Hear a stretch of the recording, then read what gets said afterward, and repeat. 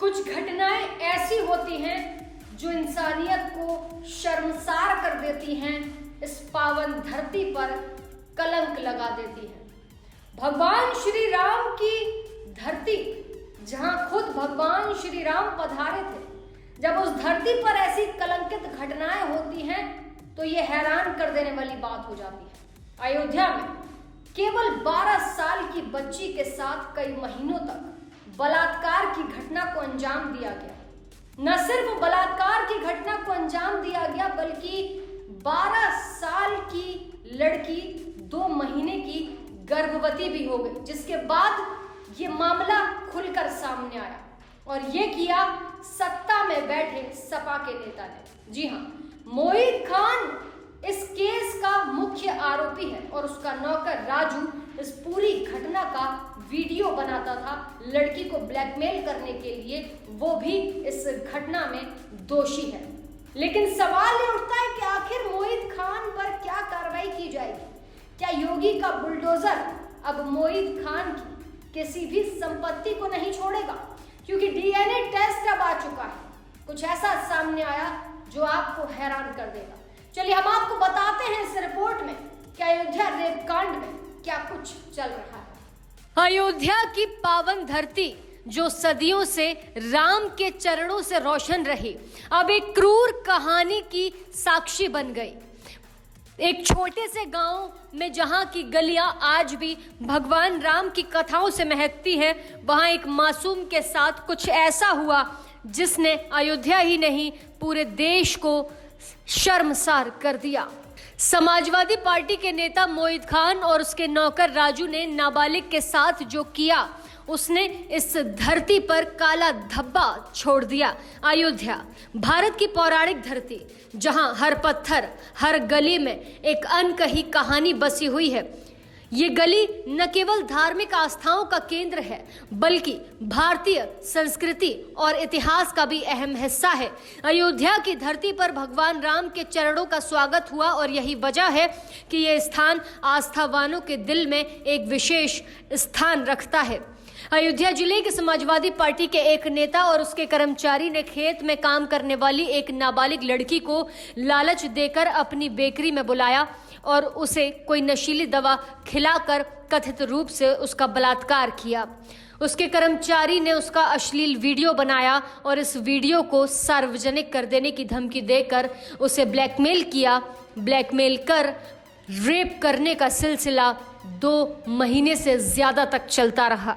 सपा नेता की करतूत का खुलासा तब हुआ जब पीड़ित लड़की की मेडिकल जांच में पता चला कि वो 2 माह की गर्भवती है। अयोध्या गैंगरेप की शिकार पीड़िता का लखनऊ के केजीएम अस्पताल में सफल गर्भपात कराया गया। अयोध्या जिले के ग्रामीण इलाके में पूरा कलंदर थाना क्षेत्र के भदरसा पुलिस चौकी इलाके में यह घटना हुई।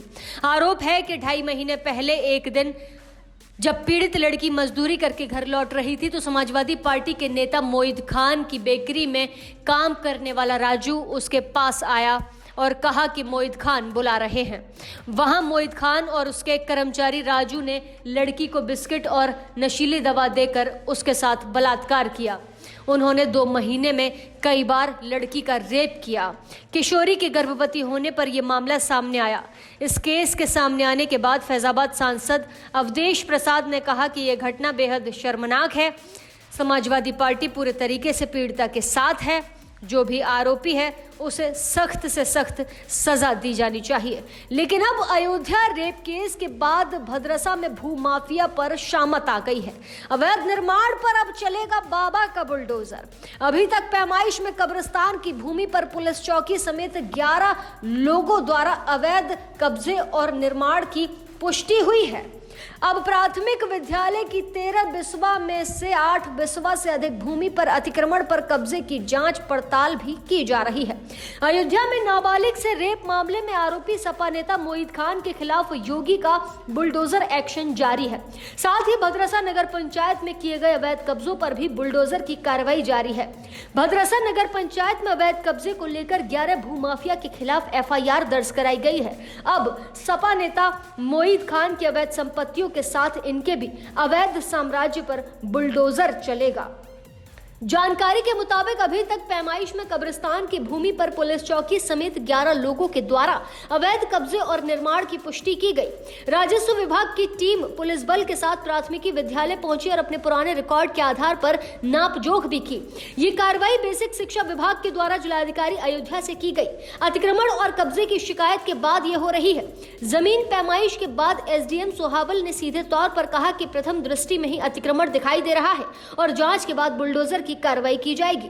एडीएम ने कहा कि प्राथमिकी विद्यालय की जमीन पर अतिक्रमण की शिकायत आई है, उसी सत्यापन के लिए राजस्व विभाग की पूरी जांच जारी है। बताया कि कितनी सरकारी जमीन पर कब्जा किया गया है, जिसकी जांच पड़ताल की जा रही है। जो हमारे पुराने रिकॉर्ड हैं उसको देखकर सीमांकन किया जा रहा है। जहां जहां सरकारी जमीन है उसका संरक्षण करना सरकार की और नगर पंचायत का काम है। बुलडोजर की कार्रवाई जरूर की जाएगी। बता दें कि अयोध्या में नाबालिग से गैंगरेप मामले में आरोपी सपा नेता मोहित खान की अवैध संपत्तियों की जांच भी की जा रही है। साथ ही बुलडोजर की कार्रवाई भी जारी है। पिछले दिनों राजस्व विभाग की टीम ने सपा नेता मोहित खान की बेकरी पर बुलडोजर चलाकर उसे ध्वस्त कर दिया था। सपा नेता की और संपत्तियों का ब्यौरा खंगाला जा रहा है। इस पर बुलडोजर की कार्रवाई अभी होनी बाकी है। फिलहाल प्राथमिक विद्यालय की जमीन पर जो अवैध कब्जा है उसे भी हटाया जा रहा है। ऐसी ताजा तमाम बड़ी अपडेट्स के लिए आप देखते रहें अपना उत्तर प्रदेश।